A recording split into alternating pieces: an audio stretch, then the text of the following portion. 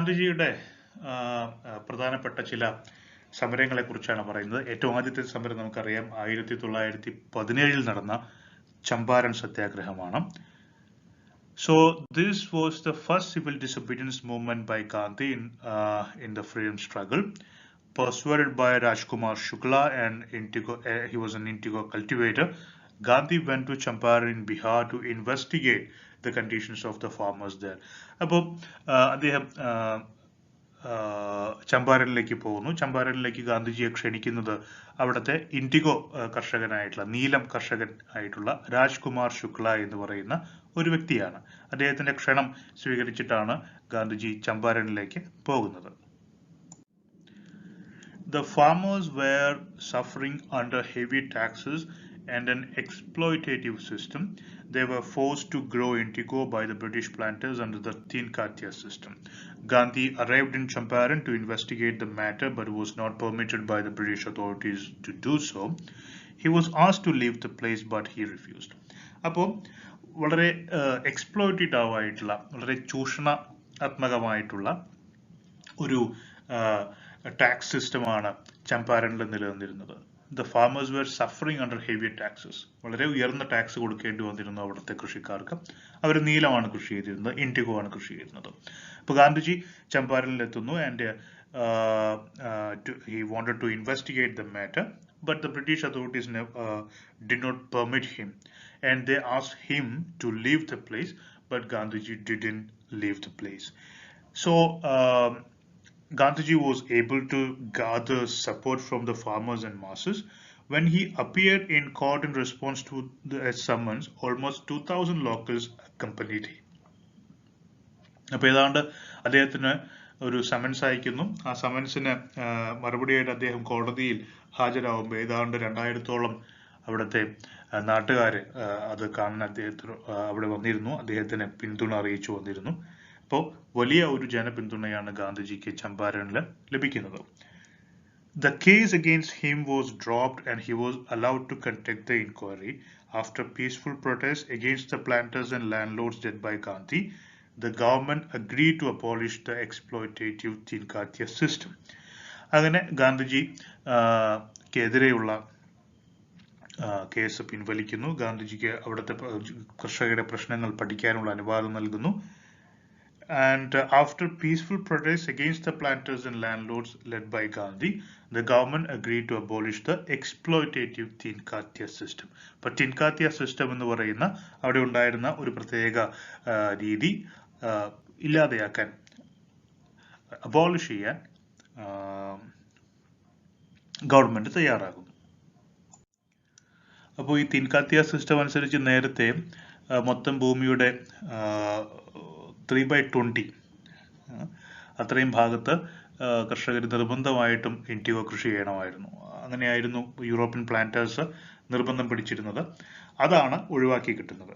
The peasants also received a part of the money extracted from them as compensation.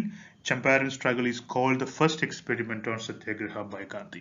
അപ്പോൾ ഗാന്ധിജിയുടെ ആദ്യത്തെ സത്യാഗ്രഹ പരീക്ഷണം നടന്നത് ചമ്പാരനിലാണെന്ന് പറയുന്നു. And the peasants also received a part of the money extracted from them as compensation.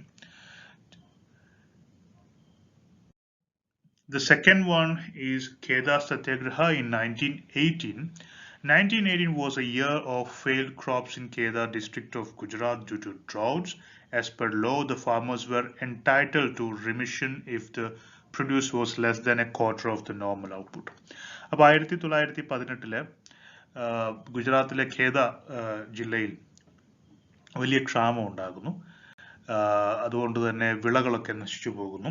സാധാരണ നിയമം അനുസരിച്ച് മൊത്തം വിളവ് 25% താഴെയാണെങ്കിൽ, സാധാരണ ലഭിക്കുന്നതിനേക്കാൾ അതിന്റെ ക്വാർട്ടറിനേക്കാൾ താഴെയാണെങ്കിൽ കർഷകരിൽ നിന്ന് ഈടാക്കുന്ന ടാക്സിൽ ഇളവ് നൽകുന്ന ഒരു രീതി ഉണ്ടായിരുന്നു.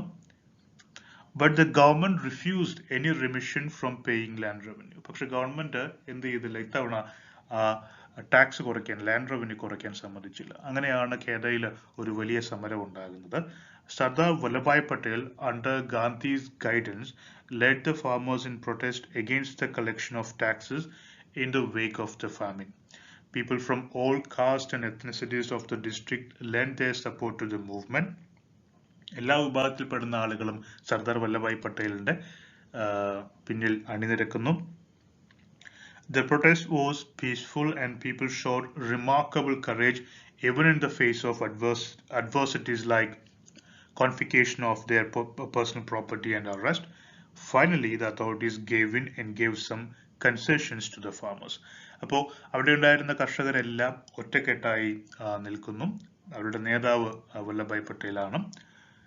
മാത്രമല്ല ഒരുപാട് ബുദ്ധിമുട്ടുകൾ അവർക്ക് സഹിക്കേണ്ടി വന്നു. സാധാരണ ഫോർ എക്സാമ്പിൾ ഇത്തരം സമരങ്ങളിൽ പങ്കെടുക്കുമ്പം അവരുടെ ഭൂമി കണ്ടുകെട്ടുക, അതുപോലെ തന്നെ അറസ്റ്റ് ചെയ്യുക, ഇങ്ങനെയുള്ള റിപ്രസീവ് മെഷേഴ്സ് എല്ലാം ബ്രിട്ടീഷുകാർ ഉപയോഗിച്ചിരുന്നു. അതൊക്കെ ഉണ്ടെങ്കിൽ കൂടി അതിനെല്ലാം ചെറുത്തു നിൽക്കാനുള്ള ധൈര്യം ഖേദയിലുള്ള കർഷകർ കാണിക്കുകയും അതിന്റെ ഫലമായിട്ട് the authorities finally gave in and gave some concessions to the farmers. Farmers ആവശ്യപ്പെട്ട രീതിയിലുള്ള കൺസെഷൻസ് നൽകാൻ അതോറിറ്റീസ് തയ്യാറായി.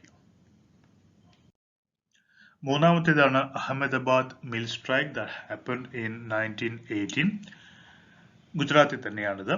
Gandhi used satyagraha and hunger strike for the first time during an industrial dispute between the owners and workers of a cotton mill in Ahmedabad. അപ്പോൾ അഹമ്മദാബാദിലെ ഒരു cotton മില്ലിലെ തൊഴിലാളികളും ഉടമസ്ഥരും തമ്മിൽ നടന്നിട്ടുള്ള ഒരു ഡിസ്പ്യൂട്ട്, ഒരു ഇൻഡസ്ട്രിയൽ ഡിസ്പ്യൂട്ടിലാണ് പിന്നീട് നമ്മൾ ഈ പറയുന്ന അഹമ്മദാബാദ് മിൽ സ്ട്രൈക്ക് എന്നറിയപ്പെടുന്നത്. അവിടെ ഹങ്കർ സ്ട്രൈക്ക് ആദ്യമായിട്ട് ഗാന്ധിജി ഉപയോഗിക്കുന്നത് ഇവിടെയാണ്. The owners wanted to withdraw the plague bonus to the workers while the workers were demanding a hike of 35% in their wages. 35%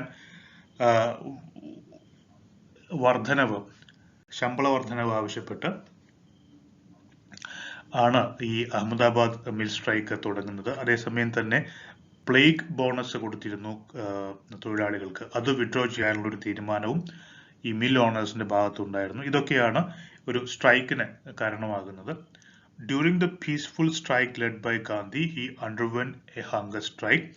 The Ahmedabad mill strike was successful and the workers were granted the wage hike they wanted. Gandhiji ആദ്യമായിട്ട് നിരാഹാരം hunger strike നടത്തുന്നത് ഇവിടെയാണ്. ഈ സമരം വലിയൊരു വിജയമായിരുന്നു. അതിന്റെ ഭാഗമായി തന്നെ തൊഴിലാളികൾ ആവശ്യപ്പെട്ട അത്രയും